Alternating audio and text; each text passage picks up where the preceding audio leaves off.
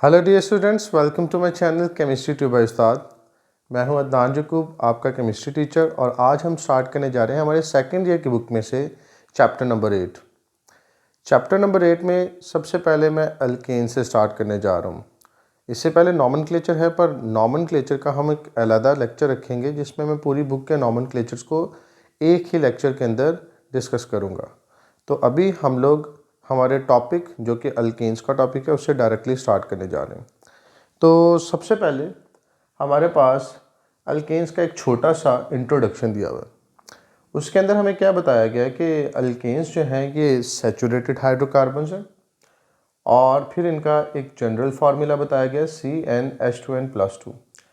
अगर हम लोग यहाँ पर गौर करें तो सैचुरेटेड हाइड्रोकार्बन्स का मतलब है कि इनके अंदर मज़ीद हम लोग किसी चीज़ की एडिशन नहीं करवा सकते, मतलब इनकी वैलेंसीज फुली सेटिस्फाइड हैं। जैसे कि यहाँ पे लिखा भी हुआ है कि valency of carbon is fully satisfied.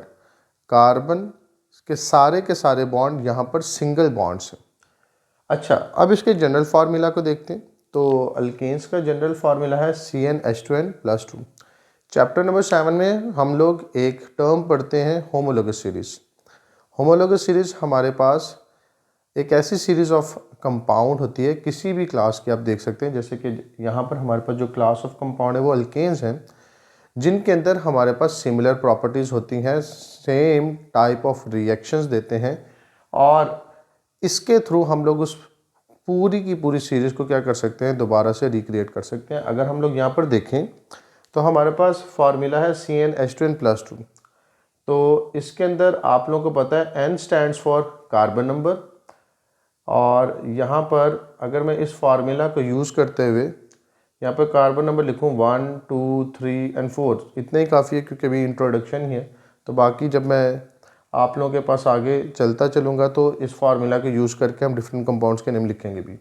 अच्छा, अगर हम लोग यहाँ पर गौर करें तो अगर इसके पास कार्बन 1 है तो जाहिर सी बात है इधर N की वैल्यू भी क्या आएगी 1, 2 इंटू 1 2 क्या 2 हो जाएगा, और +2 क्या हो जाएगा 4। इसी तरह हमारे पास C2H6, इसी तरह हमारे पास C3H8, इसी तरह हमारे पास C4H10। इस फार्मूला को यूज़ करके मैं कार्बन नंबर को इसमें पुट करता जा रहा हूँ, और हम लोग हमारी पूरी सीरीज़ ऑफ कंपाउंड बनाते जा रहे हैं जो कि हमारी एक होमोलोगस सीरीज़ है। तो ये फार्मूला हम लोग यूज़ करते हैं अल्केन्स के सारे कंपाउंड्स को नाम देने के लिए, या उनको देखने के लिए कि कौन कौन से कंपाउंड बन सकते हैं। अच्छा, आगे चलते हैं तो हमारे पास अल्केन्स की बात हो रही है, और ये हाइड्रोकार्बन है। हाइड्रोकार्बन का मतलब क्या होता है, ऐसा कंपाउंड जो कि कार्बन और हाइड्रोजन से मिलकर बना हो।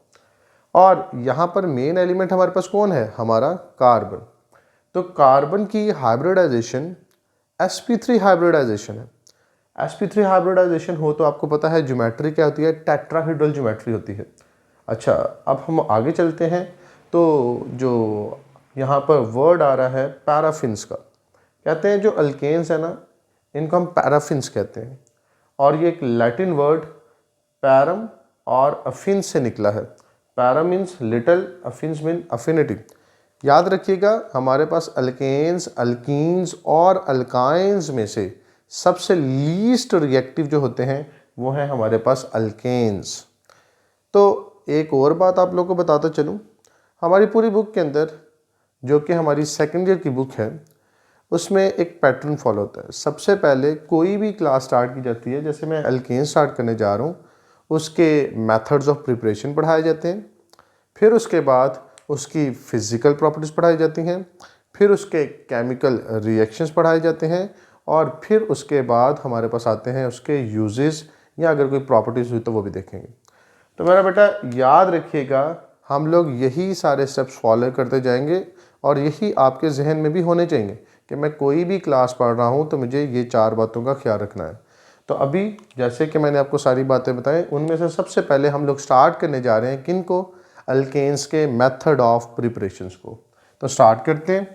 मेथड ऑफ प्रिपरेशन जो अल्केन के हैं उनमें सबसे पहले आप लोगों के पास जो मेथड आ रहा है वो है हाइड्रोजिनेशन।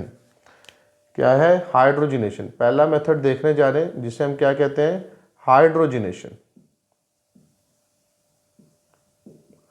अच्छा, हाइड्रोजनेशन जो है कुछ साइंटिस्ट के नेम की बेस पे इनको सेबेटियर एंड सेंड्रोन्स मेथड भी बोलते हैं।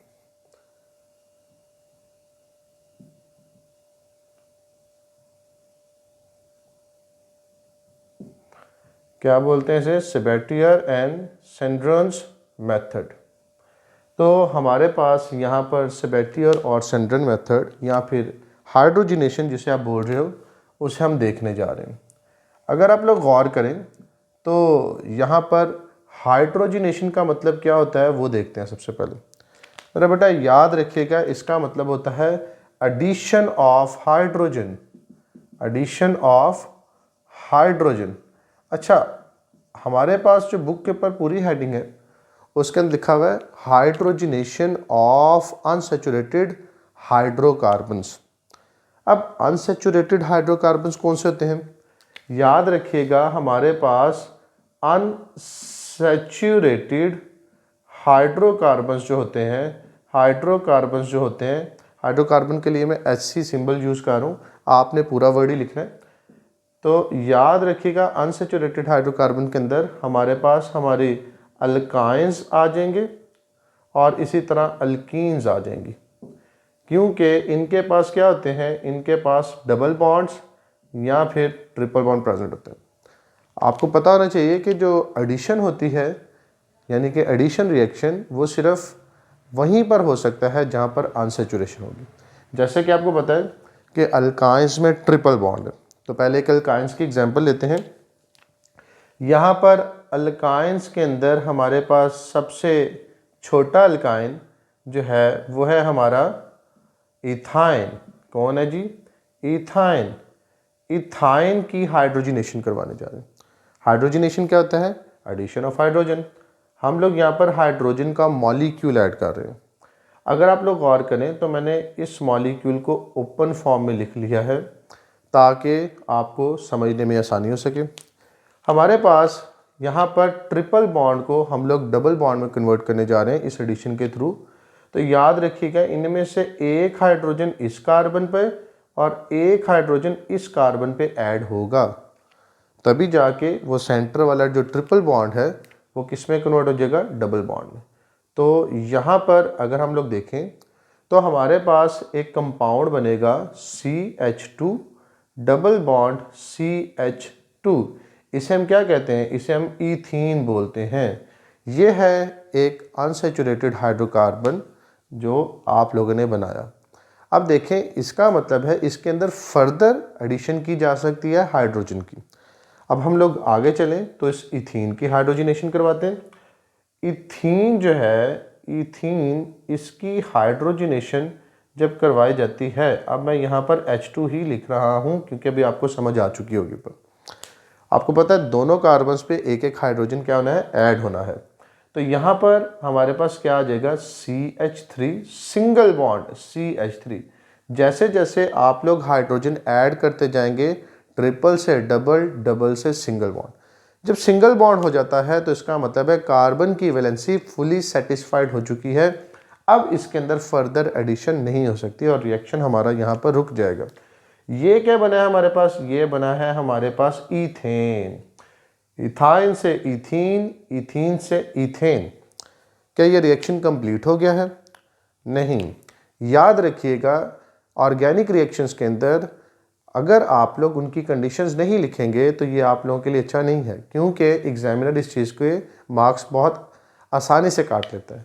अगर आप लोग यहाँ पर गौर करें तो यहाँ पर जो कैटलिस्ट है वो है निकल कैटलिस्ट, और जो टेम्परेचर यूज़ किया गया है वो है 200 to 300 डिग्री सेल्सियस।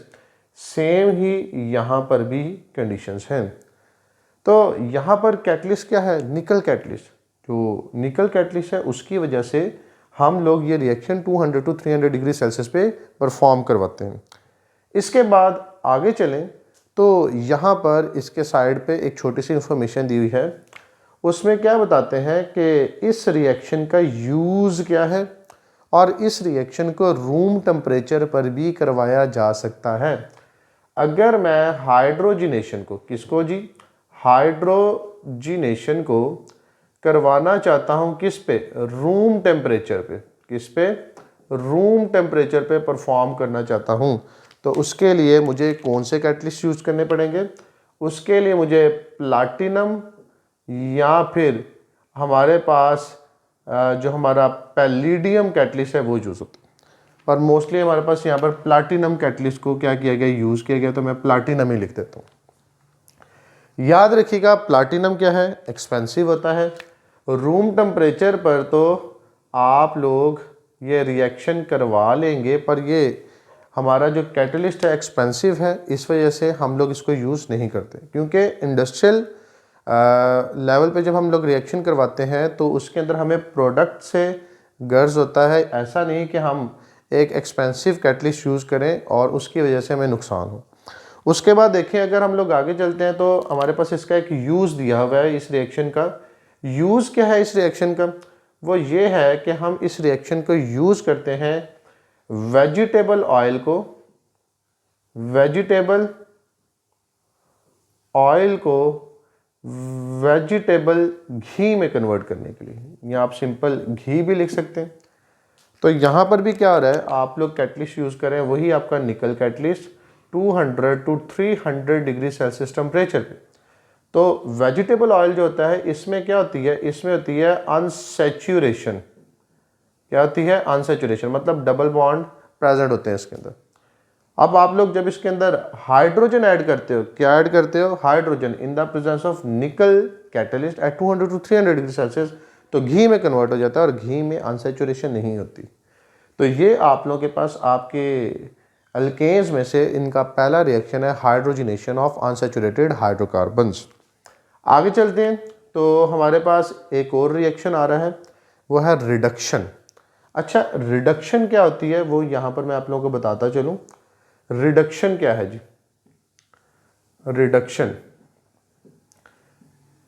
रिडक्शन हमारे पास असल में एडिशन ऑफ हाइड्रोजन ही है। इसे अगर हम लोग इलेक्ट्रोकेमिस्ट्री के चैप्टर के लिहाज से पढ़ेंगे तो इलेक्ट्रॉन के हिसाब से रिडक्शन को डील करेंगे। यहाँ पर अभी हम लोग क्योंकि हाइड्रोजन की एडिशन करवाने जा रहे हैं तो मैं कह देता हूँ हमारे पास एडिशन ऑफ हाइड्रोजन क्या होगी, यहाँ पर रिडक्शन होगी। उसके बाद अगर हम लोग आगे चलें तो रिडक्शन यहाँ पर दो तरीके से दी गई है। अच्छा, एक इन्होंने कहा है कि ये जिंक मेटल को यूज़ करके आप लोग रिडक्शन करवा रहे हैं, ठीक है। और दूसरा मेथड जो इन्होंने यहाँ पे यूज़ किया उसे हम कह रहे हैं हाइड्रोजिनोलाइसिस। तो मैं ये दोनों मेथड जो है अभी यहाँ पर यूज़ करूँगा और क्या करूँगा कि इसकी रिडक्शन करवा के दिखाऊँगा किनकी, अल्केन्स की। अच्छा, याद रखिएगा जो जिंक मेटल है इसका जब आप लोग रिएक्शन देखते हैं तो इसके रिएक्शन जो है जिंक अकेली यूज़ नहीं होगी, जिंक के साथ या तो आप लोग कोई ना कोई हैलोजन एसिड यूज़ करेंगे, उसके बाद आप जिंक के साथ एसिटिक एसिड यूज़ कर सकते हैं CH3COOH, या फिर आप सिंपली लिथियम एल्यूमिनियम हाइड्राइड को इसके साथ यूज़ कर सकते हैं। और याद रखिएगा ये जो जिंक है ये एक बहुत अच्छा रिड्यूसिंग एजेंट है और ये आप लोगों से MCQs में पूछा जा सकता है। तो इसके अच्छे रिड्यूसिंग एजेंट होने की वजह से क्या होगा, हमारे जो अल्काइल हैलाइड के कार्बन है उन पे इलेक्ट्रॉन की एडिशन होगी और उनकी रिडक्शन हो जाएगी। अब हम लोग आगे चलते हैं तो हमारे पास क्या आ जाता है, आगे हमारे पास यहाँ पर अगर हम लोग गौर करें तो हमारे पास है हाइड्रोजिनोलाइसिस। हाइड्रोजिनोलाइसिस जो है ना ये दो वर्ड से मिलके बना हुआ है। आगे मैं इनको एक्सप्लेन करूँगा तो बताऊँगा भी। इसके अंदर एक तो एडिशन ऑफ हाइड्रोजन है, एडिशन ऑफ हाइड्रोजन, और लाइसिस का मतलब होता है ब्रेक डाउन। लाइसिस का मतलब क्या होता है, ब्रेक डाउन। तो मतलब यहाँ पर हाइड्रोजन की एडिशन के साथ साथ बॉन्ड का टूटना भी देखने को मिलेगा हमारे। तो यहाँ पर हम लोग देखते हैं जी इन रिएक्शंस को। सबसे पहले रिडक्शन विद जिंक मेटल, जो आपके पास जिंक मेटल है इसकी मदद से जो रिडक्शन हो रही है इसको देखने जा रहे हैं। अब हम लोग यहाँ पर अगर गौर करें तो हमारे पास हम इनके अंदर किन को यूज़ करते हैं। वैसे हमारे पास हम लोग यहाँ पर यूज़ कर रहे हैं अल्काइल हैलाइड्स को। तो अल्काइल हैलाइड्स में से मैं एक सिंपल अल्काइल हैलाइड ले लेता हूँ। यहाँ पर आ जाता है CH3Cl। इसे हम क्या कहते हैं? इसे हम कहते हैं मिथाइल क्लोराइड। मिथाइल क्लोराइड का रिएक्शन करवाते हैं जिंक मेटल के साथ इन the presence of a halogen acid. ये वाला मेथड यूज़ कर रहा हूँ मैं। अगर आप लोग यहाँ पर गौर करें तो मैं Cl को इस साइड पे लिख रहा हूँ और इसका H इस साइड पे लिख रहा हूँ। है ये ऐसे लिए सिर्फ अपनी आसानी के लिए, क्योंकि मैं दिखाना चाहता हूँ कि हमारे पास यहाँ पर क्लोरीन कैसे रिमूव हो रहा है। अब होता है जिंक के ऊपर +2 चार्ज होता है, तो हमारे पास यहाँ पर इसका मतलब है कि ये 2 नेगेटिव पार्ट्स को अपने साथ अटैच करवा सकते हैं। अब होता है क्लोरीन पार्शियल नेगेटिव, इधर भी क्लोरीन पार्शियल नेगेटिव, तो हमारे पास ये जो जिंक है इन दोनों नेगेटिव क्लोरीन्स को यानी पार्शियल नेगेटिव क्लोरीन्स को यहाँ से क्या करेगा? निकाल देगा। तो हमारे पास रिएक्शन के हो जाने के बाद यहाँ पर क्या बनेगा? यहाँ पर हमारे पास बनेगा ZnCl2 और साथ में हमारे पास प्रिपेयर हो रहा है मीथेन गैस। अब यहाँ पर हमारे पास हमारा जो मीथेन है वो बन चुका है और हम लोग पढ़ क्या रहे हैं? हम लोग प्रिपरेशन ऑफ अल्केन्स पढ़ रहे हैं। तो हमारे पास एक दूसरा मेथड जिससे हम लोगों ने अल्केन बनाया, इससे पहले हम लोगों ने अल्केन यहाँ पे भी बनाया, तो यहाँ पर भी हम अल्केन बना चुके हैं। अच्छा, इसके बाद अगर हम लोग आगे देखें, अगर मैं यहाँ पर हैलोजन चेंज करता तो हैलोजन एसिड भी चेंज करता। अगर मैं इधर आयोडीन यूज़ करता तो उधर HI यूज़ करता। अगर मैं इधर ब्रोमीन यूज़ करता तो यहाँ पर HBr यूज़ करता। तो आप लोग जिस भी अल्काइल हैलाइड को यूज़ करेंगे उसके लिहाज से आप अपना हैलोजन एसिड भी क्या करेंगे? चेंज करेंगे। उसके बाद हमारे पास हाइड्रोजिनोलाइसिस है, उसको भी देख लेते हैं। क्या आ जाती है जी हमारे पास? हाइड्रोजिनोलाइसिस। अब जो हाइड्रोजिनोलाइसिस है ना, हाइड्रोजिनोलाइसिस इसके अंदर क्या कहते हैं वो भी देख लेते हैं। आप लोगों को मैं बता चुका हूं कि addition of hydrogen along with bond cleavage, addition of hydrogen along with bond cleavage is called as hydrogenolysis. तो हम लोग यहाँ पर अगर गौर करें तो हमारे पास हाइड्रोजन की एडिशन के साथ साथ बॉन्ड के क्लीवेज भी देखने को मिलेगी। कैसे? वो देखते हैं। अगर हम लोग यहाँ पर गौर करें तो यहाँ पर हमारे पास वही हमारा सिंपल सा अल्काइल हैलाइड आ गया। इसके बाद इसका रिएक्शन करवा रहे हैं हम लोग हाइड्रोजन मॉलिक्यूल के साथ, पर मैं यहाँ पर इसे भी ओपन फॉर्म में लिख रहा हूँ। हम लोग यहाँ पर अगर देखें तो हमारे पास आगे क्या आ जाता है? हम लोग यहाँ पर यह ज़रूर याद रखेंगे कि इसकी कंडीशंस के अंदर पैलेडियम चारकोल यूज़ होता है। पैलेडियम चारकोल जो है इसको यूज़ करते हैं और इसको हीट करते हैं। ये आपने भूलना नहीं है। कई बार reaction in the presence of palladium charcoal करके दिखाएं, इस नाम से भी क्वेश्चन आ जाता है। तो यहाँ पर क्या होने वाला है? एक बॉन्ड यहाँ से टूटेगा, एक बॉन्ड यहाँ से टूटेगा, बॉन्ड के क्लीवेज भी देखने को मिल रही है और हाइड्रोजन तो ऐड हो ही रहा है। तो यहाँ पर अगर हम लोग गौर करें तो हमारे पास क्या बना? यहाँ पर हमारे पास बना HCl, साथ में ये H उसके साथ मिलकर क्या बना देगा?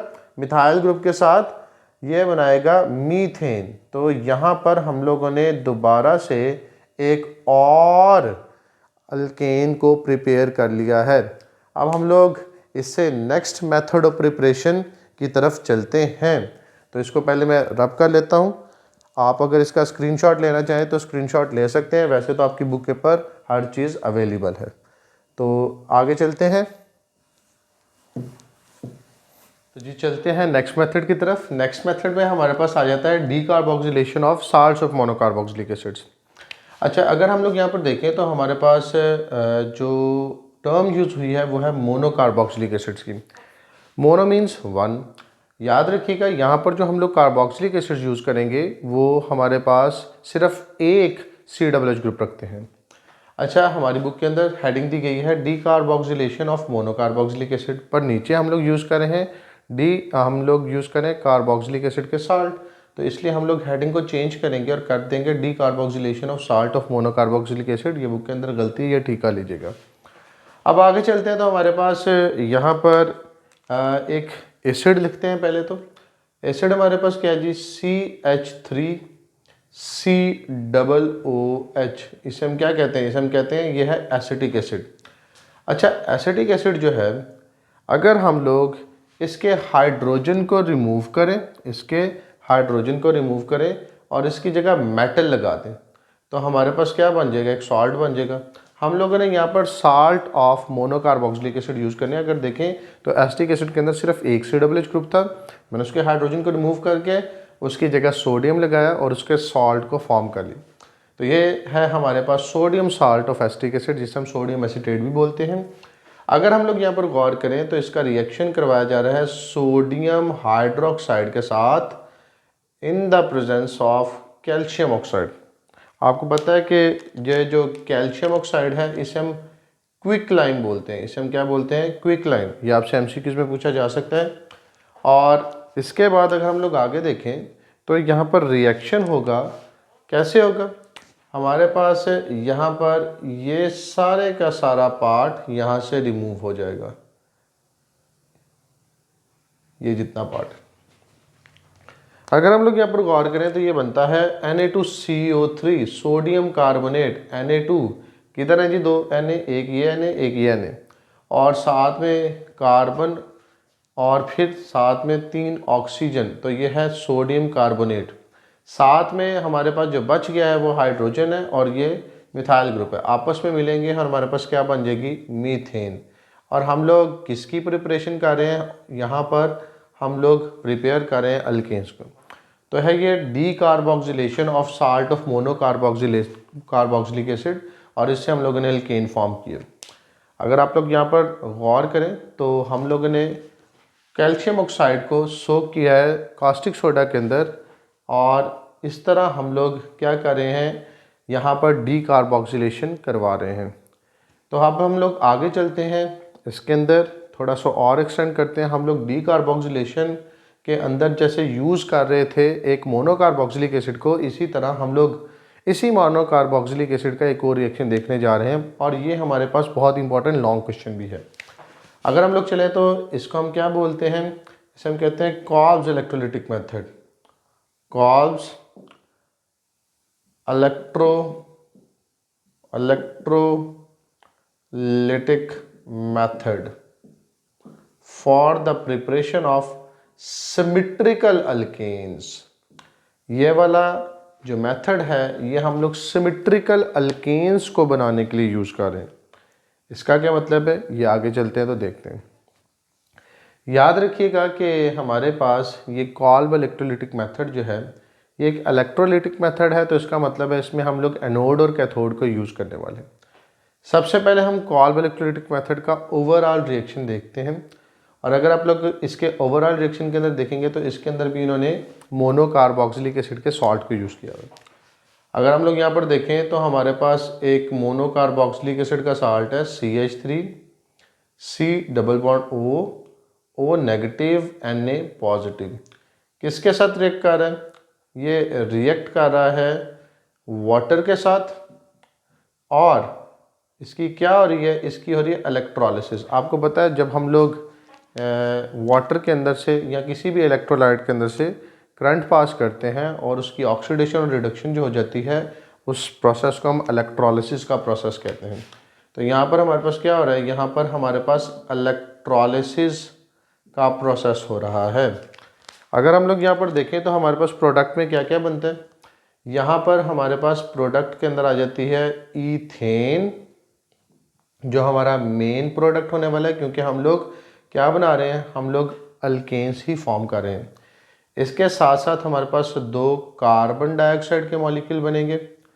इसके बाद हमारे पास यहाँ पर जो प्रोड्यूस होगा वो होगा जी हमारे पास हाइड्रोजन गैस, जो यहाँ से लिबरेट आउट हो जाएगी, और साथ में हमारे पास जो यहाँ पर बनेंगे वो हैं 2 सोडियम हाइड्रोक्साइड के मॉलिक्यूल। किसके, सोडियम हाइड्रोक्साइड के मॉलिक्यूल प्रोड्यूस होंगे। कैसे प्रोड्यूस होंगे अभी हम देखते हैं तो हमें पता चल जाएगा। अच्छा, ये इसका मेन रिएक्शन है और इसके मैकेनिज़्म की तरफ चलते हुए देखते हैं कि ये कैसे असल में कंप्लीट प्रोसेस होता है। अच्छा, इसको करने से पहले यहाँ पर मैं एक सेल ड्रा करता हूँ समझने के लिए। अगर आप लोग यहाँ पर गौर करें तो इसके अंदर 2 इलेक्ट्रोड्स लगा दिए मैंने। आपको पता है एक इलेक्ट्रोड होता है एनोड और दूसरा इलेक्ट्रोड क्या होता है, कैथोड। आपको पता है कि ये जो एनोड है जिसको ए से रिप्रेजेंट कर रहा हूँ और जो कैथोड है जिसे सी से रिप्रेजेंट कर रहा हूँ, एनोड पे मोस्टली कौन सा चार्ज होता है मेरा बेटा, पॉजिटिव चार्ज होता है, और कैथोड पे मोस्टली कौन सा चार्ज होता है, नेगेटिव चार्ज। पर याद रखिएगा एनोड की पहचान पॉजिटिव और नेगेटिव चार्ज नहीं है, असल में एनोड की पहचान है इसके ऊपर होने वाली ऑक्सीडेशन। क्या होती है इसके ऊपर, ऑक्सीडेशन। और कैथोड पे हमारे पास क्या होती है, रिडक्शन। क्या होती है हमारे पास, रिडक्शन। आपको पता है oxidation is removal of electron और रिडक्शन है गेन ऑफ इलेक्ट्रॉन। हम लोग इन इलेक्ट्रोड्स को डिप कर देते हैं किसके अंदर, हमारे इलेक्ट्रोलाइट के अंदर। यहाँ पर हमारे पास इलेक्ट्रोलाइट के अंदर हम लोग ले रहे हैं aqueous solution of our monocarboxylic acid का साल्ट। यहाँ पर देखें तो हमारे पास जो हमारा साल्ट है यहाँ पर आ गया CH3COO नेगेटिव Na पॉजिटिव। आपको पता है जैसे NaCl है उसे पानी में डिज़ोल्व करते हैं तो वो अपने आयंस में कन्वर्ट हो जाते हैं, तो ये भी अपने आयंस में कन्वर्ट हो जाएगा। तो मैं इसके दोनों आयंस को अलग-अलग लिख देता हूँ। एक हमारे पास इसका बनेगा एसीटेट आयन और एक हमारे पास बन जाएगा इसका सोडियम आयन। तो यहाँ पर आपको पता है कि जो नेगेटिव पार्ट है वो किधर मूव करेगा, हमारे पास पॉजिटिव टर्मिनल की तरफ, और पॉजिटिव पार्ट जो है वो किसकी तरफ मूव करेगा, वो नेगेटिव टर्मिनल की तरफ। पर हमें पता है कि यहाँ पर वाटर भी प्रेजेंट है और वाटर की भी आप लोग अगर गौर करें तो इसके अंदर भी इसके भी आयंस होते हैं। तो यहाँ पर हमारे पास हाइड्रोजन के आयंस भी हैं और हाइड्रोक्साइड के आयंस भी हैं। अब यहाँ पर हम देखेंगे कि हाइड्रोजन के आयन जाएंगे कैथोड की तरफ या सोडियम के आयन। तो हम लोगों ने इलेक्ट्रोकेमिकल सीरीज़ पढ़ी हुई है, चैप्टर नंबर जो हमारे पास 10 था पुरानी बुक के अंदर, बल्कि आप लोगों के लिए तो वही बुक ही है, जो हमारी नई फर्स्ट ईयर रही है उनके लिए वो पुरानी बुक हो गई है। तो मेरा बेटा याद रखिएगा कि उसके अंदर हमें बताया गया है कि हमारे हाइड्रोजन का रिडक्शन पोटेंशियल ज़्यादा होने की वजह से ये हमेशा कैथोड के ऊपर पहले पहुंच जाता है और इसकी रिडक्शन हो जाती है। तो ये सारी चीज़ें अभी हम लोग यहाँ पर इस रिएक्शन के अंदर देखेंगे। तो अब हम लोग मैकेनिज़्म स्टार्ट करते हैं। मैकेनिज़्म के अंदर क्या आ जाता है वो देखते हैं। मैकेनिज़्म के अंदर अगर आप लोग देखें तो पहला काम है कि हम लोग जस्ट इस सॉल्ट को किस में डिज़ोल्व करें, वाटर के अंदर। हमारे पास सॉल्ट है हमारा CH3COO नेगेटिव Na पॉजिटिव। कितने मॉलिक्यूल है इसके, 2 मॉलिक्यूल है। हमने यहाँ पर देखा हमने इसको किस में डिज़ोल्व किया, हमने इसको डिज़ोल्व किया इन वाटर। अब डिज़ोल्व करते हैं तो इनके क्या बनेंगे, आयंस। 2 हमारे पास मॉलिक्यूल या 2 स्पीशीज़ आ गई हैं हमारे पास एसीटेट आयन की और साथ में 2 ही मोल हैं हमारे पास सोडियम आयन। अब हम लोग ने इनका रिएक्शन करवाना है फर्दर। अगर आप लोग देखें तो हमारे पास एक एनोड और एक कैथोड है। हमारे पास सबसे पहले आ जाता है एट एनोड। एनोड पे क्या रिएक्शन होने वाला है वो देख रहे हैं। एनोड पे पॉजिटिव चार्ज होता है, एनोड पर ऑक्सीडेशन होती है और ऑक्सीडेशन का मतलब होता है रिमूवल ऑफ इलेक्ट्रॉन्स। ये आप लोगों को सारी बातों का पता होना चाहिए ताकि आसानी से आप लोग रिएक्शन को परफॉर्म कर सकें। अगर हम लोग आगे चलें तो हमारे पास यहाँ पर क्या आ जाता है जी, हमारा यहाँ पर क्योंकि पॉजिटिव पोल है तो उसके ऊपर आएगा negative part of this ions. तो यहाँ पर देखिए हमारे पास आ गया CH3COO नेगेटिव, इसके जो 2 मॉलिक्यूल हैं, और यहाँ पर क्या हो रही है हमारे पास ऑक्सीडेशन, और इसका जो ये इलेक्ट्रॉन ऊपर पड़ा हुआ है क्योंकि 2 मॉलिक्यूल है तो 2 इलेक्ट्रॉन यहाँ से क्या होंगे, रिमूव हो जाएंगे। अब इसे मैं ओपन फॉर्म में आगे लिखूंगा क्योंकि आगे मैंने होमोलिटिक क्लीवेज भी करवा के दिखानी है आप लोगों को। तो यहाँ पर देखें हमारे पास क्या आ जाएगा 2 CH3, C double bond O के ऊपर आ जाएगा फ्री रेडिकल। अच्छा, फ्री रेडिकल हमारे पास रिएक्टिव स्पीशीज होती हैं, ये हम लोग जानते हैं। और यहाँ पर हमारे पास ये अपने आप को स्टेबलाइज करने के लिए इसके अंदर रीअरेंजमेंट करेगा और यहाँ पर इस जगह पर ब्रेक डाउन हो जाएगी बॉन्ड की। किस तरह होती है ब्रेक डाउन बॉन्ड की वो देखते हैं। अगर हम लोग इसी स्पीशी को यहाँ पर देखें तो हमारे पास आ जाता है CH3, C double bond oxygen, साथ में ऑक्सीजन पर फ्री रेडिकल। याद रखिएगा ये जो फ्री रेडिकल है अपना, जो आप लोग यहाँ पर देख रहे हैं, अपना इलेक्ट्रॉन यहाँ पर डोनेट करता है। अभी उसको देखने से पहले हम लोग देखते हैं होमोलिटिक क्लीवेज क्या होती है। होमोलिटिक क्लीवेज होती है बॉन्ड का बिल्कुल सेंटर से टूटना। ठीक है, बिल्कुल सेंटर से टूटने का क्या मतलब है कि अगर आप लोगों को पता हो तो एक बॉन्ड में कितने इलेक्ट्रॉन्स होते हैं? 2। एक इलेक्ट्रॉन अगर मैं ये शो करूं, दूसरा इलेक्ट्रॉन ये, तो इक्वल पार्ट्स में इलेक्ट्रॉन की डिस्ट्रीब्यूशन। जैसे ये एक इलेक्ट्रॉन यहाँ पे चला गया मिथाइल ग्रुप के ऊपर, इसी तरह एक इलेक्ट्रॉन इस कार्बन पर आ चुका है। तो हमारे पास क्या हो रहा है यहाँ पर हमारे पास एक इलेक्ट्रॉन वापस आ गया है, तो इसके पास भी ये एक इलेक्ट्रॉन मौजूद है। तो ये आपस में क्या करेंगे? बॉन्ड फॉर्मेशन करेंगे और यहाँ पर डबल बॉन्ड क्रिएट हो जाएगा। तो सिंगल इलेक्ट्रॉन के ट्रांसफ़र को हाफ एरो के साथ रिप्रेजेंट किया जाता है। अगर हम लोग आगे चलें तो हमारे पास यहाँ पर मिथाइल के फ्री रेडिकल जनरेट हो जाएंगे क्योंकि ये इलेक्ट्रॉन उधर ट्रांसफ़र हुआ है, और साथ में हमारे पास कार्बन डाइऑक्साइड बनेगी। ये देखें, ये double bond oxygen as it is है, ये इलेक्ट्रॉन इधर आया, ये वाला इलेक्ट्रॉन इधर आया, तो 2 इलेक्ट्रॉन हो गए। तो यहाँ पर भी क्या हो गया? एक डबल बॉन्ड बन गया। ये कार्बन डाइऑक्साइड का स्ट्रक्चरल फार्मूला है। अगर हम लोग देखें तो ये 2 मॉलिक्यूल्स थे, तो यहाँ पर हमारे पास 2 ही मिथाइल रेडिकल फ्री रेडिकल्स और 2 ही कार्बन डाइऑक्साइड के मॉलिक्यूल बन रहे हैं। अगर आप लोग इसे इस तरह नहीं लिखना चाहते तो आप लोग इसे इस तरह भी लिख सकते हैं। अब ये तो था हमारे पास जो हमारे एनोड के ऊपर रिएक्शन हो रहा था, थोड़ा सा मैंने आप लोगों को यहाँ पे एक्सप्लेन कर दिया। उसके बाद यहाँ पर देखें, जो भी फ्री रेडिकल है वो भी फ्री रेडिकल ही है, अभी न्यूट्रलाइज नहीं हुआ। तो हमारे पास ये जो 2 मिथाइल के फ्री रेडिकल्स हैं, इनको हम लोग देखेंगे आपस में रिएक्ट करते हुए। तो ये फ्री रेडिकल रिएक्ट करेंगे, हमारे पास क्या बना देंगे? हमारे पास ये इथेन का एक मॉलिक्यूल बना देंगे। हमारे पास मेन जो हमने प्रोडक्ट बनाना था इथेन, क्योंकि हम लोग प्रिपरेशन ऑफ अल्केन्स पढ़े हैं, वो तो बन गई। पर आपको पता है रिएक्शन स्टार्ट हो गया हुआ है। एनोड पे तो खाली रिएक्शन ही होगा, कैथोड पर भी रिएक्शन है, उसे भी देखना है, तो वो देखते हैं। तो रिएक्शन एट कैथोड हमारे पास क्या रिएक्शन हो रहा है वो देखते हैं। आपको पता है कैथोड पे कौन सा चार्ज है? Negative charge. आपको पता है कैथोड पे क्या होनी है? कैथोड पे होनी है रिडक्शन। आपको ये पता है कि कैथोड पे जो रिडक्शन होनी है इसका मतलब है गेन ऑफ इलेक्ट्रॉन्स। इसे हम क्या कहते हैं? यहाँ पर गेन ऑफ इलेक्ट्रॉन होने जा रही है। आपको पता है कि हमारे पास जो पॉजिटिव पार्ट होता है उसने मूव करना है किसकी तरफ? कैथोड की तरफ। पर यहाँ पर कंपटीशन है किसके दरम्यान में? सोडियम और हाइड्रोजन के दरम्यान में। और वो कंपटीशन कौन जीतता है? हाइड्रोजन, क्योंकि उसका रिडक्शन पोटेंशियल ज़्यादा है। अब ये हाइड्रोजन है कहाँ पे? ये हाइड्रोजन है वाटर में। तो हम लोग यहाँ पर वाटर को ओपन फॉर्म में लिख रहे हैं। हमारे पास कितने मॉलिक्यूल थे वाटर के? मेन रिएक्शन के अंदर 2 मॉलिक्यूल्स।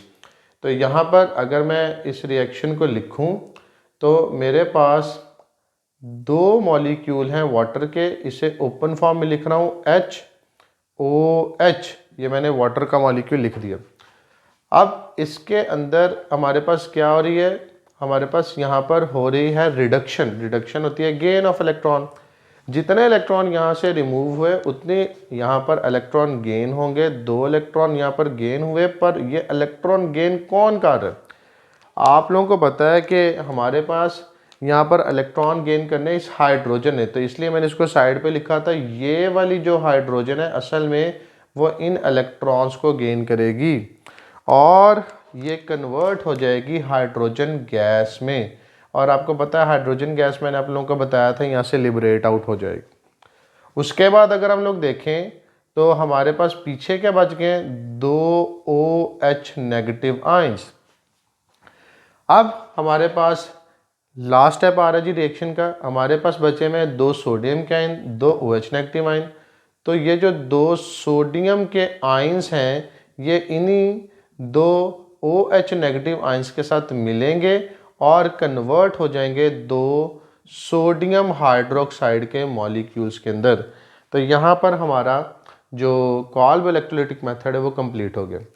अच्छा, ये कहा जाता है कि कॉल्ब इलेक्ट्रोलाइटिक मेथड जब हम मोनोकार्बोक्सिलिक एसिड के साथ का करवाते हैं तो हमारे पास सिमेट्रिकल एल्केन्स बनती हैं। अगर आप लोग सिमेट्रिकल और अनसिमेट्रिकल एल्केन के दरमियान में देखें तो क्या फ़र्क होता है। सिमेट्रिकल एल्केन्स को देखें तो अगर ये जो बॉन्ड है इसको मैं इधर सेंटर से ब्रेक करता हूँ तो इसके दोनों साइडों पे equal number of carbon atoms हैं, ये एक सिमेट्रिकल एल्केन है।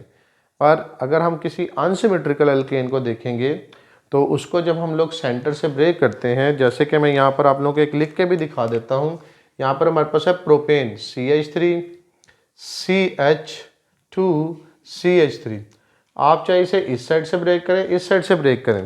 फॉर एग्जांपल मैं कहता हूँ मैंने इस साइड से ब्रेक किया तो एक साइड पे 2 कार्बन है, एक साइड पे 1 कार्बन है, ये एक अनसिमेट्रिकल अल्केन है। इसी तरह मीथेन वो भी एक अनसिमेट्रिकल एल्केन है, वो भी इस मेथड से प्रिपेयर नहीं हो सकती। तो हमारे पास एक MCQ भी यहाँ से आ सकता है कि मीथेन जो है वो हमारे पास कॉल्ब इलेक्ट्रोलाइटिक मेथड से प्रिपेयर नहीं होती। तो ये था हमारे पास Kolbe electrolytic method for the preparation of symmetrical alkanes. और ये बहुत इम्पॉर्टेंट लॉन्ग क्वेश्चन है और बहुत ज़्यादा बार बोर्ड के एग्ज़ाम्स में इसमें से क्वेश्चन आता है। अब आगे चलते हैं, हमारे पास हम लोग देखने जा रहे हैं हमारे अदर मेथड्स ऑफ प्रिपरेशन जो कि बिल्कुल छोटे छोटे से ही हैं, उनको आगे देखते हैं। इससे बोर्ड को रब करते हैं और आगे चलते हैं। नेक्स्ट हमारे पास आ रही है रिडक्शन ऑफ कार्बोनिल कंपाउंड्स। सबसे पहले देखते हैं ये कार्बोनिल कंपाउंड्स के। याद रखिएगा कार्बोनाइल ग्रुप प्रेजेंट होता है इनके अंदर। अगर हम लोग यहाँ पर देखें तो ये है हमारे पास कार्बोनाइल कार्बन, और जिन कंपाउंड्स के अंदर कार्बोनाइल कार्बन प्रेजेंट होते हैं उन्हें हम कार्बोनाइल कंपाउंड्स कहते हैं। कार्बोनाइल कंपाउंड जो है 2 तरह के होते हैं। एक तो हो गए हमारे पास हमारे एल्डिहाइड्स और दूसरे होते हैं कीटोन्स। एक क्या है एल्डिहाइड्स और दूसरे होते हैं कीटोन्स। जब कार्बोनाइल कार्बन के दोनों साइडों पर हाइड्रोजन हो या एटलीस्ट एक साइड पर इसके क्या प्रेजेंट हो, हाइड्रोजन प्रेजेंट हो, तो इन्हें हम एल्डिहाइड्स बोलते हैं। यहाँ पर देखें ये आपके पास कार्बोनाइल कार्बन है और इसके एक साइड पे हाइड्रोजन और दूसरी साइड पे हमारे पास कोई भी अल्काइल ग्रुप, तो इन दोनों केसेस में क्या होंगे एल्डिहाइड्स। और कीटोन्स के केस में क्या होगा, कार्बोनाइल कार्बन जो है ना इसके दोनों साइडों पे अल्काइल ग्रुप्स ही होंगे, तो ये है हमारे पास कीटोन। तो अब हम लोग रिडक्शन देखने जा रहे हैं इन्हीं कार्बोनाइल कंपाउंड्स की। इसका मतलब है हम रिडक्शन देखने जा रहे हैं एल्डिहाइड और कीटोन्स की। तो सबसे पहले हम लोग कीटोन्स की रिडक्शन देखेंगे। याद रखिएगा कीटोन्स की जो रिडक्शन है इसे हम क्लेमेंसन रिडक्शन बोलते हैं। क्लेमेंसन्स रिडक्शन हमारे पास क्या आ जाती है, क्लेमेंसन रिडक्शन। उसके बाद अगर हम लोग गौर करें तो इसको याद करने का एक तरीका है, काफ से क्लेमेंसन, काफ से कीटोन। मतलब अगर हमें भूल जाता है कि हमने क्लेमेंसन रिडक्शन एल्डिहाइड की करानी है या कीटोन की करवानी है, तो हमारे पास इसको याद रखने के लिए हम लोग क्या कहते हैं, काफ से क्लेमेंसन, काफ से कीटोन। वैसे हम लोग रिडक्शन चाहे क्लेमेंसन मेथड के थ्रू करवाएं या क्लेमेंसन रिडक्शन जिसे कह रहे हैं, या जो हमारे पास वुल्फ-किश्नर रिडक्शन आगे आने वाली है उससे करवाएं, हमारे पास दोनों केसेस में ही रिडक्शन हो जाती है, चाहे वो कीटोन की हो चाहे एल्डिहाइड की हो।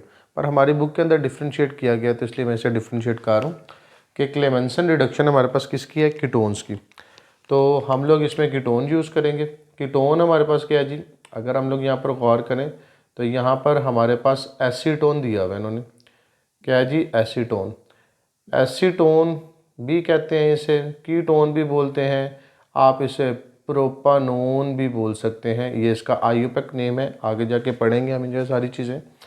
अगर हम लोग चलें आगे तो हमारे पास इसकी रिडक्शन है, तो रिडक्शन में हम लोग इसमें ऐड कर रहे हैं 4 नेसेंट हाइड्रोजन के एटम्स। नेसेंट हाइड्रोजन बहुत ज़्यादा रिएक्टिव होते हैं मॉलिक्यूलर हाइड्रोजन की मुकाबले के अंदर, और यहाँ पर हम नेसेंट हाइड्रोजन को यूज़ कर रहे हैं। यहाँ पर जो हम लोग कैटलिस्ट यूज़ कर रहे हैं वो है जिंक मरकरी का अमलगम। जिंक और मरकरी को मिलाकर एक पेस्ट बनाई जाती है, उसे हम कहते हैं zinc mercury amalgam in the presence of HCl। किसके प्रेजेंस में, HCl के प्रेजेंस में। तो ये हमारे पास यहाँ पर कैटलिस्ट है जो यूज़ हो रहा है।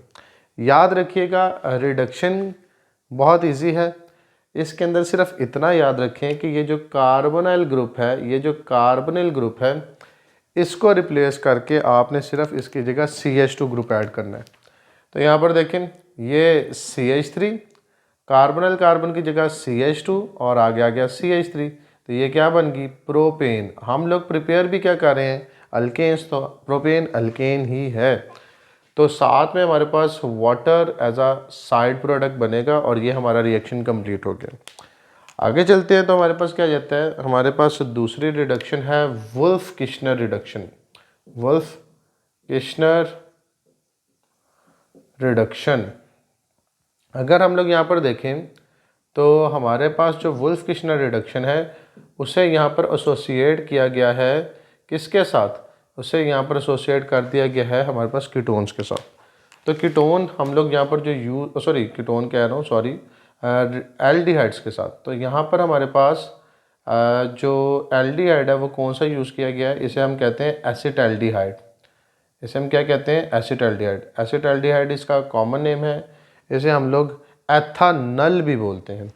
इसके अंदर भी हम लोग इसी तरह से नेसेंट हाइड्रोजन के एटम्स ऐड करते हैं। यहाँ पर जो हमारे पास कैटलिस्ट है वो क्या जी, आपके पास हाइड्राजीन है और N2H4 फार्मूला था हाइड्रोजन का इन the presence of KOH potassium hydroxide, और यहाँ पर हम इसे हीट कर रहे हैं अप टू 200 डिग्री सेल्सियस। और हमारे पास यहाँ पर भी हमने सिंपली क्या करना है, इस कार्बन की जगह हम लोगों ने इसकी जगह CH2 ग्रुप ऐड कर देना है। तो ये देखें CH2 ऐड होगा, ये H मिलकर ये दोनों CH3 बना देंगे। तो साथ में हमारे पास वाटर का मॉलिक्यूल क्या हुआ है, रिमूव है। तो यहाँ पर इथेन बन गया, और आप लोगों को पता है कि इथेन भी हमारे पास एक अल्केन है। तो ये हम लोगों ने भी क्या पढ़ा, ये हम लोगों ने भी रिडक्शन ऑफ कार्बोनाइल कंपाउंड पढ़ी, और ये बहुत ज़्यादा इंपॉर्टेंट शॉर्ट क्वेश्चन है। इनमें से कोई एक रिडक्शन भी आ जाती है और कई बार ये दोनों रिडक्शंस भी आप लोगों से पूछ ली जाती हैं। अभी हम जल्दी जल्दी देखते हैं इसका एक और मेथड, जिसके अंदर हम लोग देखेंगे हमारे पास preparation of alkanes from Grignard's reagent. तो हमारे पास फ्रॉम ग्रिग्नार्ड्स रिएजेंट हम प्रिपेयर करने जा रहे हैं किनको, अल्केन्स को। अगर हम लोग यहाँ पर देखें तो हमारे पास ग्रिग्नार्ड्स रिएजेंट किसे कहते हैं, इसे कहते हैं alkyl magnesium halide. Grignard reagent का जो जनरल फार्मूला है, इसमें हमारे पास अल्काइल ग्रुप और हेलाइड ग्रुप के दरमियान में मैग्नीशियम मेटल होती है। और आपको पता है कि इसमें कार्बन पार्शियल नेगेटिव और ये मैग्नीशियम पार्शियल पॉजिटिव है। हमारे पास कार्बन यहाँ पर न्यूक्लियोफाइल के तौर पर एक कर रहा होता है, और ये बहुत स्पेशल बात है। अगर हम लोग यहाँ पर देखें तो जो ग्रिग्नार्ड रिएजेंट है, इसके रिएक्शंस जितने भी होते हैं ये ड्राई ईथर की प्रेजेंस में होते हैं, क्योंकि ये बहुत ज़्यादा रिएक्टिव होता है। इसके बारे में हम लोग पढ़ेंगे आगे जाके हमारे चैप्टर नंबर 10 के अंदर, जब हम अल्काइल हैलाइड्स का चैप्टर पढ़ेंगे। अभी हम लोग इसके सिर्फ रिएक्शन को देखते हैं। यहाँ पर अगर हम लोग देखें तो हमारा जो ग्रिग्नार्ड्स रिएजेंट है, हम लोग इसकी जगह कोई भी अल्काइल ग्रुप लगा सकते हैं। तो मैं यहाँ पे मिथाइल ग्रुप लगा रहा हूँ, मिथाइल मैग्नीशियम ब्रोमाइड। इसका रिएक्शन करवा रहे हैं हम लोग किसके साथ? वाटर के साथ। किसके साथ करवा रहे हैं? वाटर के साथ। अगर हम लोग यहाँ पर देखें तो हमारे पास इसके पर पार्शियल पॉजिटिव, इसके पर पार्शियल नेगेटिव, यहाँ पे पार्शियल पॉजिटिव, ये पार्शियल नेगेटिव। ये न्यूक्लियोफाइल के तौर पर एक्ट करेगा और इस हाइड्रोजन पे अटैक करेगा। इसका यहाँ से बॉन्ड टूटेगा और इसका यहाँ से बॉन्ड टूट जाएगा। अगर हम लोग देखें तो मैंने भी आप लोगों को बताया है कि यहाँ पर इसके रिएक्शन ड्राई ईथर की प्रेजेंस में होते हैं, तो यहाँ पर ईथर लिखा जाता है इसके रिएजेंट के तौर पर। तो यहाँ पर अगर हम लोग गौर करें तो ये CH3 और H मिलकर क्या बना देंगे? मीथेन, जो कि आप लोगों का एक एल्केन है और यही आप लोग फॉर्म करना चाहते थे। साथ में हम लोगों के पास मैग्नीशियम, क्योंकि 2 बॉन्ड बना सकता है, ब्रोमीन के साथ उसका बॉन्ड पहले ही बना हुआ है, साथ में आके OH अटैच हो जाएगा। इसे कहते हैं मैग्नीशियम हाइड्रोक्सी ब्रोमाइड। तो ये हमारे पास लास्ट मेथड था जिससे हम लोग अल्केन्स को प्रिपेयर करते हैं। आगे इसकी फ़िज़िकल प्रॉपर्टीज़ दी गई हैं, उनको देख लेते हैं। फिज़िकल प्रॉपर्टीज़ बहुत आसान सी हैं। इनमें से सिर्फ एक फ़िज़िकल प्रॉपर्टी ऐसी है जो शॉर्ट क्वेश्चन के तौर पर अलहदा से आ सकती है, वो भी अभी आप लोगों को एक्सप्लेन करते हैं। अभी यहाँ पर देखें तो सबसे पहले कहता है कार्बन नंबर 1 से लेके कार्बन नंबर 4 तक, यानी कि इसमें मीथेन, इथेन, प्रोपेन और ब्यूटेन आ जाते हैं। कहता है कि ये सारे के सारे आपके पास कलरलेस ऑर्डरलेस गैसेस हैं। इसी तरह कार्बन नंबर 5 से लेके कार्बन नंबर 17 तक आपके पास कलरलेस ऑर्डरलेस लिक्विड्स हैं। इसी की तरह आप लोगों के पास कार्बन 18 या उससे ऑनवर्ड्स हमारे पास क्या है जी? Colourless odourless solids. तो ये हमारे पास फिज़िकल स्टेट्स बताई गई हैं कि अल्केन्स किस कार्बन रेंज में कौन सी फिज़िकल स्टेट रखते हैं। उसके बाद अगर इसकी दूसरी प्रॉपर्टी की तरफ आएँ तो वो हमें क्या बताती है? वो हमें बताती है कि जैसे जैसे नंबर ऑफ कार्बन एटम्स बढ़ते चले जाएंगे वैसे वैसे हमारे अल्केन की सॉल्युबिलिटी क्या होती जाती है? कम होती जाती है। सॉल्युबिलिटी इनकी क्या होती जाती है? कम होती चली जाती है अपने रिक्वायर्ड सॉल्वेंट के अंदर। सॉल्युबिलिटी की बात हुई तो हमें क्या पता चलता है? ये हमारी पहली प्रॉपर्टी यहाँ पे डिस्कस हुई थी। सॉल्युबिलिटी की बात हुई तो हमें पता चला कि अल्केन्स क्योंकि खुद नॉन पोलर हैं तो ये नॉन पोलर सॉल्वेंट्स में डिज़ोल्व होते हैं, क्योंकि हमने पढ़ा हुआ है like डिज़ोल्व्स like.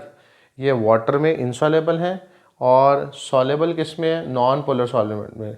Soluble in non polar solvents,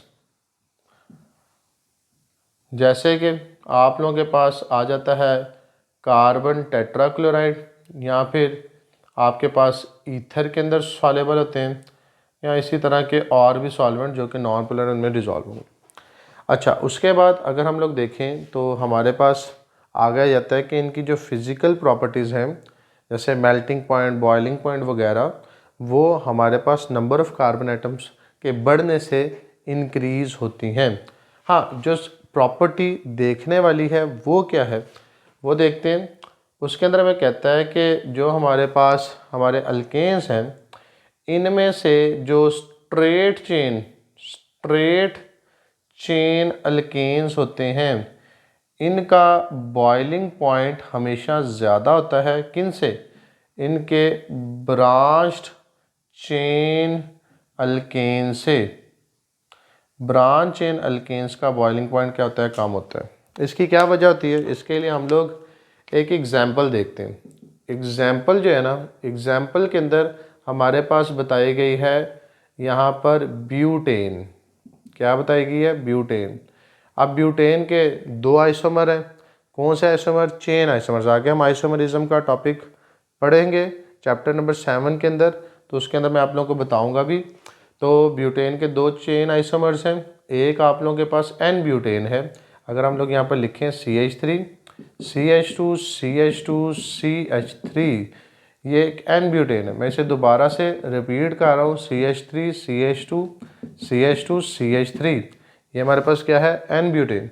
इसी तरह अगर हम लोग आगे चलें तो हमारे पास इसका दूसरा आइसोमर होता है आइसोब्यूटेन, तो वो होगा CH3 CH CH3, यहाँ पर हमारे पास क्या आ गया CH3।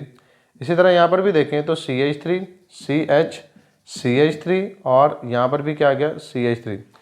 इसे हम लोग कहते हैं N butane, N for straight chain, और इसे हम कहते हैं isobutane, iso for branch chain. तो याद रखिएगा, अगर आप स्ट्रेट चेन हाइड्रोकार्बन को देखें तो इनके पास ग्रेटर एरिया है फॉर अट्रैक्शन, जबकि ब्रांच चेन अल्केन को देखें अगर तो इनके पास स्मॉलर एरिया है फॉर अट्रैक्शन। इसी वजह से जो स्ट्रेट चेन अल्केन्स होते हैं उनका बॉइलिंग पॉइंट हमेशा ब्रांच चेन अल्केन से ज़्यादा आता है।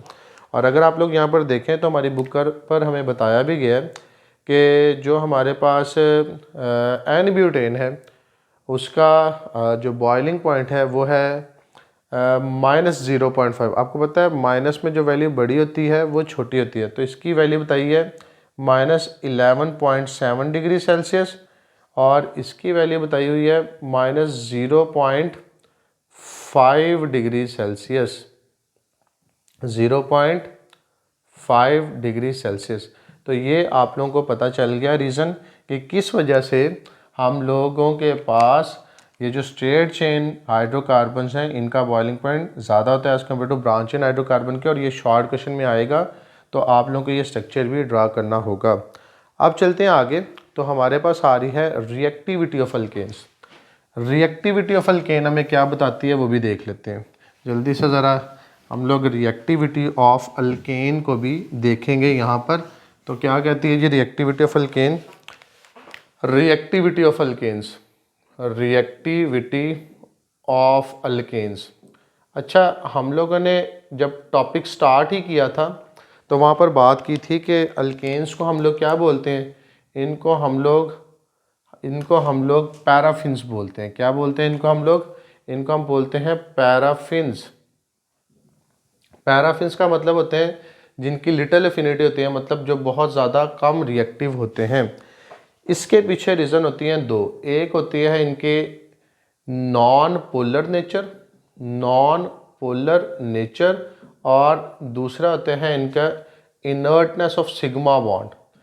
इनर्टनेस ऑफ सिग्मा बॉन्ड, हमारे पास जो सिग्मा बॉन्ड है उसके इनर्ट होने की वजह से भी हमारे पास इनको पैराफिन्स बोलते हैं। अच्छा, पोलर नॉन पोलर नेचर किस वजह से? आपको पता है कि अल्केन्स जो हैं, जैसे कि हमारे पास आप लोग देख रहे हैं, इनके अंदर या तो carbon to carbon single bond होंगे या इनके अंदर carbon to hydrogen single bond होंगे, क्योंकि हाइड्रोकार्बन कार्बन और हाइड्रोजन से मिलकर बने होते हैं। कार्बन की इलेक्ट्रोनेगेटिविटी की वैल्यू कितनी होती है? 2.5, तो यहाँ पर भी 2.5 ही आएगी। तो 2.5 में से 2.5 माइनस करें तो यहाँ पर इलेक्ट्रोनेगेटिविटी का डिफरेंस 0 है। यहाँ पर 2.5 और इसकी कितनी है 2.1, तो इधर इलेक्ट्रोनेगेटिविटी का डिफरेंस आता है 0.4, जो कि बहुत कम है। आपको पता है एक बॉन्ड को पोलर होने के लिए ये वैल्यू तकरीबन 1.7 या 1.7 से ज़्यादा होनी चाहिए, तो ये तो बहुत कम है। इसका मतलब है ये एक मॉलिक्यूल इनके क्या होते हैं? Non polar. इसी वजह से कहते हैं कि जो रिएक्टिव स्पीशीज़ होती हैं जैसे कि अल्कलीज हैं, एसिड्स हैं, इसी तरह हमारे पास ऑक्सीडाइजिंग रिड्यूसिंग एजेंट, उनको साइट ही नहीं मिल पाती क्योंकि इनके पास चार्जेस क्रिएट नहीं हो पाएंगे, तो उनको साइट नहीं मिल पाएगी, तो इनके साथ रिएक्ट नहीं कर पाएंगे। दूसरे नंबर पे हमारे पास आ जाते हैं इनर्टनेस ऑफ सिग्मा बॉन्ड। आपको पता होना चाहिए कि जो हमारे पास सिग्मा बॉन्ड है, लेट्स सपोज यहाँ पर मैं कार्बन ड्रा करता हूँ और उसका ऑर्बिटल ड्रा कर लेता हूँ, यहाँ पर भी कार्बन ड्रा करते हैं और उसका ऑर्बिटल ड्रा कर लेते हैं। इनके दरमियान में इनके क्या पड़े हुए हैं? इलेक्ट्रॉन्स। हम लोग हाइब्रिडाइजेशन पढ़ेंगे तो उसके अंदर ये सारी बातें देखेंगे। आपके पास दो तरह की स्पीशी होती हैं, एक होते हैं इलेक्ट्रोफाइल, एक होते हैं न्यूक्लियोफाइल। हम लोग यहाँ पर इलेक्ट्रोफाइल लिखते हैं। हमारे पास इलेक्ट्रोफाइल जो होता है वो इलेक्ट्रॉन लविंग स्पीशी होती है और वो नेगेटिव चार्ज पर अटैक करता है। तो यहाँ पर ये इसके ऊपर अटैक करना चाहेगा जो इसके सेंटर में इलेक्ट्रॉन पड़े हुए, पर ऐसा पॉसिबल नहीं है क्योंकि इनको दो कार्बन्स ने क्या किया हुआ अट्रैक्ट किया। इनके न्यूक्लियाई जो हैं इनको क्या करके रखते हैं? अट्रैक्ट करके रखते हैं, जिसकी वजह से इलेक्ट्रोफाइल अटैक नहीं कर पाता किसके ऊपर? सिग्मा बॉन्ड के इलेक्ट्रॉन्स के ऊपर। इसी तरह ये खुद एज अ न्यूक्लियोफाइल एक्ट करके किसी इलेक्ट्रोफाइल पे अटैक नहीं कर सकते। न्यूक्लियोफाइल जो होता है ये हमारे पास न्यूक्लियस लिविंग होता है, मतलब पॉजिटिव चार्ज के सर्च में होता है और पॉजिटिव चार्ज पे अटैक करता है। ना ये किसी पे अटैक करते हैं और ना इन पे कोई अटैक कर पाता है। तो इस सिग्मा बॉन्ड के इनर्टनेस की वजह से भी इनको हम लोग क्या कहते हैं, पैराफिन्स। तो ये हमारे पास दो रीजंस हैं, एक है नॉन पोलर नेचर और दूसरा है इनर्टनेस ऑफ सिग्मा बॉन्ड, जो हमारी बुक के ऊपर एक्सप्लेन किया गया है। हाँ, दो तरह के रिएक्शंस हैं जो एल्केन्स देते हैं, एक है सब्स्टिट्यूशन रिएक्शंस और दूसरे हैं कैटालिटिक और thermal reactions under suitable conditions. वो कौन कौन सी हैं वो हम लोग इनके रिएक्शंस देखेंगे तो उनके अंदर पढ़ेंगे। आज के लिए इतना ही, बाकी हम लोग आने वाले लेक्चर के अंदर इनके जो हमारे पास रिएक्शंस हैं उनको स्टडी करेंगे। अपना ख्याल रखिएगा। अल्लाह हाफिज़।